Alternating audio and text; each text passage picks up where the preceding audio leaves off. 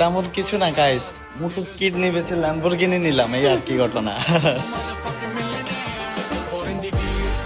তা না ঠিক আছে, তুই ল্যাম্বরগিনি কিনছো, বাট তোর কিডনি বেচছো না, তোর গাভীর কিডনি বেচছো।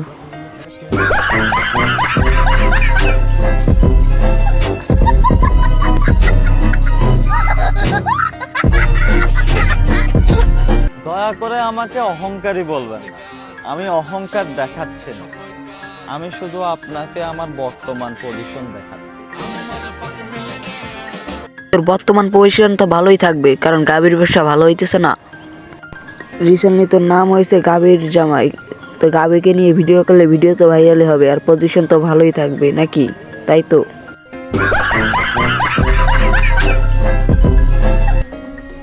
এইটা ভেবেই আমি চুপ থাকি।